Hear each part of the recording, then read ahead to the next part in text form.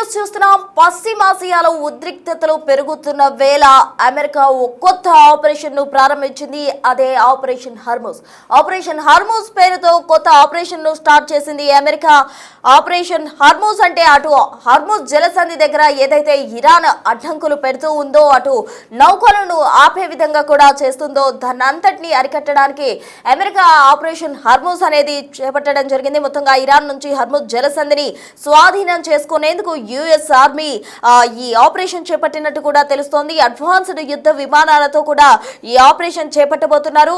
Operation Hormuz పేరుతో మొత్తంగా కూడా హర్మూజ్ జలసంధిని స్వాధీనం చేసుకునే దిశగా కూడా అమెరికా పాచికలు వేస్తోంది. మరోవైపు జలసంధిలో క్షిపణి లాంఛనలను ఇరాన్ మోహరించింది. వాటిని ధ్వంసం చేయబోతున్నట్టు కూడా యుఎస్ ఆర్మీ చెప్పడం జరిగింది. మొత్తంగా డ్రోన్లు, బోట్లతో, అపాచీ హెలికాప్టర్లతో అటాక్ చేస్తున్నారు.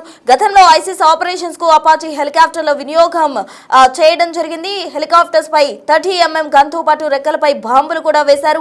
వారంలోగా హర్మూజ్ ను స్వాధీనం చేసుకోవాలని యుఎస్ ప్లాన్ చేస్తోంది.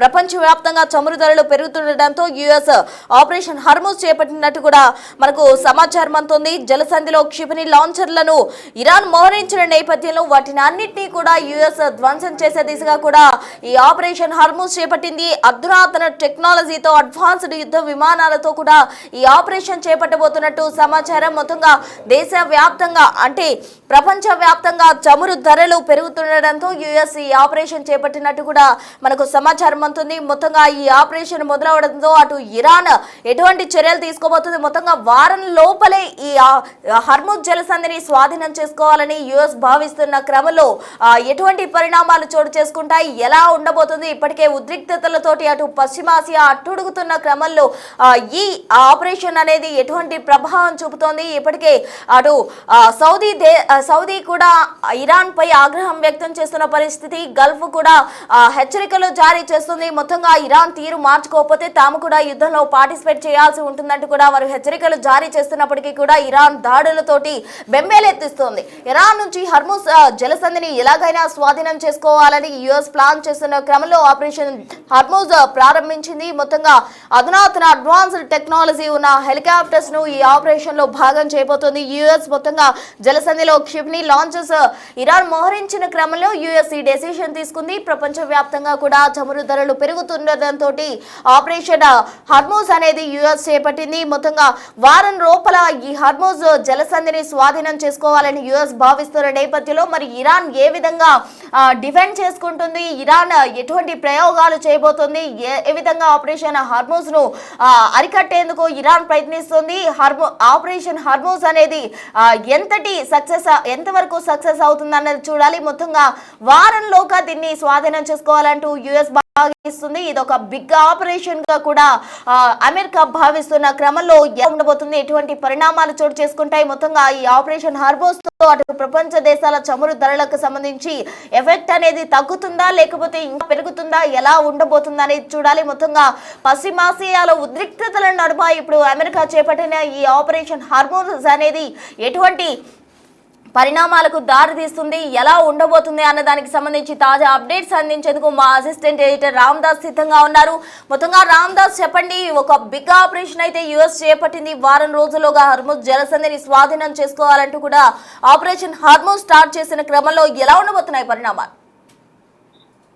ఇప్పుడు ఈ ప్రపంచ వాణిజ్యానికి గుండెకాయ లాంటి హర్మూజ్ జలసంధి దగ్గర అయితే తీవ్రంగా ఉద్రిక్తతలు కొనసాగుతున్నట్టుగానే మనకు కనబడుతోంది. ఇవి పతాక స్థాయికి చేరుకున్నట్టుగానే మనం భావించాలి. ఎందుకంటే ఈ మార్గంలో వాణిజ్య నౌకల సురక్షిత ప్రయాణానికి సంబంధించి భరోసా కల్పించేందుకు ఇప్పుడు బ్రిటన్, ఫ్రాన్స్ దేశాలు కూడా రంగంలోకి దిగేందుకు సిద్ధంగా ఉన్నట్లు ప్రకటిస్తున్నాయి. ఈ ప్రాంతంలో భద్రతా కార్యకలాపాల్లో పాల్పంచుకుంటామంటూ కూడా అవి స్పష్టం చేశాయి. ఇప్పటికే గత 3 వారాలుగా ఇరాన్ పై అమెరికా, ఇజ్రాయెల్ దళాలు దాడులు చేసిన తరుణంలో ఈ పరిణామం అయితే ఒక రకంగా ప్రాధాన్యత సంతరించుకుందని చెప్పాలి. ముఖ్యంగా వాణిజ్య నౌకలపై దాడులు, సముద్రంలో మైన్లు అమర్చడం, డ్రోన్లు, క్షిపణులతో దాడులకు పాల్పడడం లాంటి చర్యలకు ఇరాన్ వెంటనే నిలిపేయాలంటూ బ్రిటన్, ఫ్రాన్స్ తో సహా ఈ జర్మనీ, ఇటలీ, నెదర్లాండ్స్, జపాన్ దేశాలు కూడా జాయింట్ గా డిమాండ్ చేస్తున్నాయి. హర్మూజ్ స్ట్రైక్ ను అడ్డుకోవడానికి ఇరాన్ ప్రయత్నించడం అంతర్జాతీయ శాంతి భద్రతలకు పెనుముప్పు అంటూ బ్రిటన్ ప్రైమ్ మినిస్టర్ ఆఫీస్ కూడా ఒక స్టేట్మెంట్ అయితే రిలీజ్ చేసింది. ప్రపంచంలోని 5వ వంతు ముడి చమురు సహజ వాయువు ఇక్కడ నుంచే రవాణా అవుతుంటే దాదాపు 20% ఇక్కడి నుంచి వెళ్తుంటాయి. సో ఈ మార్గానికి ఆటంకాలు ఏర్పడితే ఇంధన ధరలు పెరిగి ప్రపంచవ్యాప్తంగా సామాన్యులపై తీవ్ర భారం పడుతుంది. ఆల్రెడీ ఇప్పటికే దానికి సంబంధించినటువంటి ప్రభావాన్ని ప్రపంచ దేశాలు చవి చూస్తున్నాయి. సో దీంతో ప్రస్తుతమైన పరిస్థితుల్లో మరి హర్ముజ్ జలసంధిలో భద్రతను పర్యవేక్షిస్తున్న అమెరికా నేతృత్వంలోని దళాలకు మద్దతుగా బ్రిటన్ అయితే తన రాయల్ నేవీ యుద్ధ నౌకలను ఇప్పటికే మోహరించినట్టు తెలుస్తోంది. ఇరాన్ నావికా దళం నుంచి ఎలాంటి ముప్పు ఎదురైనా తిప్పికొట్టేలా ఈ ప్రాంతంలో నిఘానైతే కట్టుదిట్టం చేసినట్టుగా మనకు చాలా క్లియర్ గా అర్థమవుతుంది. ఇక దాంతో పాటు ఇక నేరుగా రంగంలోకి దిగేందుకు సిద్ధమవుతున్నాయి. హర్ముజ్ తెరిచేందుకు ఆపరేషన్ కూడా మొదలు పెట్టారు. చమురు జీవనాడి అయినటువంటి హర్ముజ్ తెరిపించేందుకు కీలక పోరుకు అమెరికా కూడా మళ్ళీ కార్యాచరణ మొదలుపెట్టి ఇందుకోసం తీర ప్రాంతంలో ఇరాన్ మోహరించిన క్షిపణి లాంచర్లు, డ్రోన్లు, బోట్లు వంటి లక్ష్యాలు ఛేదించేందుకు తక్కువ ఎత్తులో ఎగిరే అపాచీ అటాక్ హెలికాప్టర్లు, తక్కువ ఎత్తులో ఎగిరే విమానాలను రంగంలోకి దింపినట్టుగా అమెరికా సైనికాధికారులను ఉటంకిస్తూ కొన్ని వార్తలు అయితే వస్తున్నాయి. America chairman of the joint chiefs of staff general Dan Caine ఈ విషయాన్ని వెల్లడించినట్టుగా వాళ్ళు చెప్తున్నారు. సో అట్లాగే జలసంధిలో Iran sea mines, boats, missiles నుంచి ఎదురయ్యే ప్రమాదాలను అరికెట్టేందుకు ఈ ఆపరేషన్ స్టార్ట్ చేశారు. ఇక్కడ ఇరాన్ ఎప్పుడైతే దీన్ని దిగ్బంధించిన తర్వాత అక్కడ పూర్తిగా వాటిని తొలగించేందుకు, ఆ దిగ్బంధనాన్ని తొలగించేందుకు వారానికి పైగా సమయం పడుతుందంటే అధికారులు చెప్తున్నారు. ఈ జలసంధి మూసివేతతో చమురు దాదాపు $120 దాకా వచ్చిన విషయం తెలిసిందే. అంటే బ్రెంట్ లో పర్ బ్యారెల్ $120 అవుతుంది.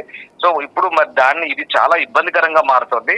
ఒక రకంగా అంటే ఇప్పుడు భారీ ఆయుధాలతో A-10 యుద్ధ విమానాలను కూడా, అపాచీ హెలికాప్టర్లను కూడా ఇక్కడ మోహరించినట్టు తెలుస్తుంది. ఇవి హర్ముజ్ స్ట్రెయిట్ పై తక్కువ ఎత్తులో ఎగురుతూ శత్రు లక్ష్యాలను మట్టబెట్టే అవకాశం కనిపిస్తుంది.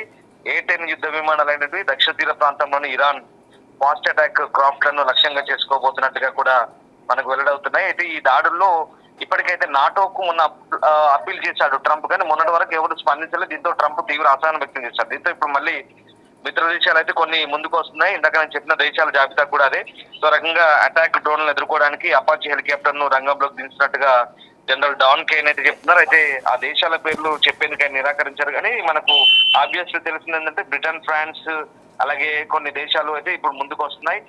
అలాగే వాస్తవానికి చాలా నుంచి కూడా ఈ A-10 అపాచీ హెలికాప్టర్లు ఇక్కడ మోహరించినప్పటికి కూడా ఇంకా వాటికి పని చెప్పలేదు. సో ఇప్పుడు వాటికి అండగా ఫైటర్ జెట్లు కూడా తోడైతున్నాయి. సో ఇప్పటి వరకు 120 నౌకలను పేల్చినట్టుగా రక్షణ మంత్రి పీట్ హెగ్సెట్ వెల్లడించారు.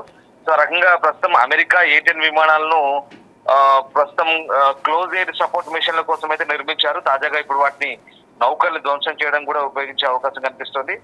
సో ఇది చాలా చాలా సివియర్ గా ఉంటుంది యాక్షన్. నిజంగా అంటే ఇది 30 mm గన్ అమర్చి ఉంటుంది. దాని రెక్కలపై బాంబులు కూడా ఉంటాయి.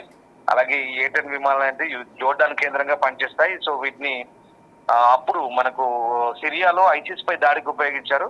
సో ఇప్పటికే దాదాపు 2200 మంది అమెరికన్ మెరైన్ కమాండోలు ఇరాన్ యుద్ధంలో ఆల్రెడీ పాల్గొనేందుకు సౌత్ కొరియా నుంచి బయలుదేరిన సంగతి మనకు తెలిసిందే. వీళ్ళంతా కూడా ఇరాన్ దక్షిణ తీరంలోని ద్వీపాలను స్వాధీనం చేసుకుని హర్ముజ్ పై పట్టు సాధించాలనే వ్యూహంగా మనకు కనిపిస్తుంది. సో ఓవరాల్ గా విషయం ఏంటంటే ఇప్పుడు హర్ముజ్ స్ట్రెయిట్ బ్లాక్ చేయడం ద్వారా ఇరాన్ చాలా ఇబ్బంది పెడుతుంది. ప్రపంచ వాణిజ్యాన్ని ఒక రకంగా ఇబ్బంది పెడుతున్న పరిస్థితి. ఎందుకంటే ఇప్పటికే చమురు ధరలు పెరుగుతున్న ఓవైపు దాడులు, ప్రతిదాడులు, ఇరాన్ దాడుల్లో ఖతర్, ఒమన్, అలాగే బహ్రెయిన్, కువైట్ లాంటి చమురు క్షేత్రాలు చాలా భయంకరంగా దెబ్బతింటున్న పరిస్థితి కనబడుతుంది. నిన్న ఖతర్ పై జరిపిన దాడిలో ప్రపంచంలోనే అతిపెద్ద చమురు క్షేత్రం పై నిన్న దాడి జరిపిన తర్వాత అక్కడ పూర్తిగా LNG సిస్టమ్ ఏదైతే ఉందో, లిక్విఫైడ్ న్యాచురల్ గ్యాస్ సిస్టమ్ పై అదంతా కూడా పూర్తిగా నిన్న దెబ్బతిన్న పరిస్థితి. At the same time Israel జరిపిన దాడిలో ఇరాన్ లో కూడా అదే పరిస్థితి నెలకొంది. దీంతో ఏమవుతుందంటే ఈ చమురు క్షేత్రాలపై దాడి, ఇది సౌదీలో కానీ, సౌదీ ఆరామ్కో కానీ,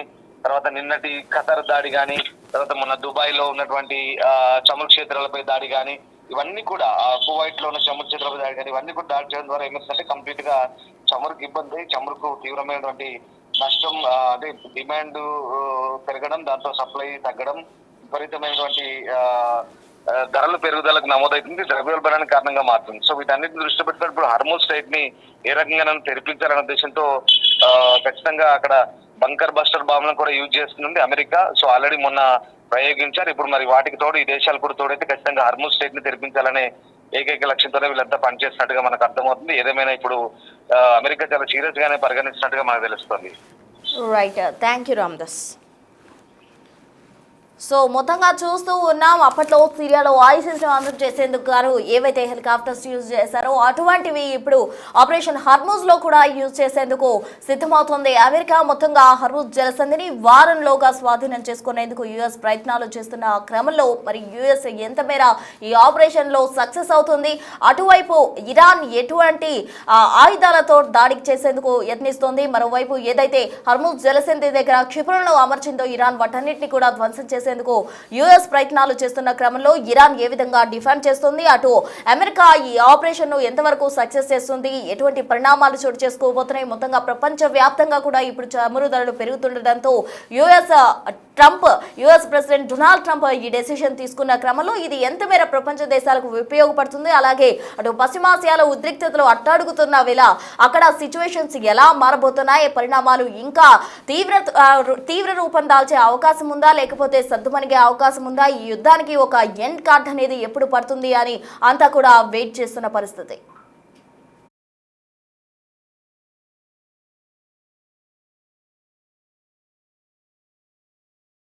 Why is it that the Apache, a gunship that's been in service, is a nightmare? People think stealth jets are hard. Nope. Cloned heat, jungle humidity, and mountain air without breaking down. And then comes the crown jewel, that big pumpkin-shaped longbow. Why Hellfire missile? And you don't even decide which one's the most dangerous and guide missiles through rain, dust, even chaos on the battlefield.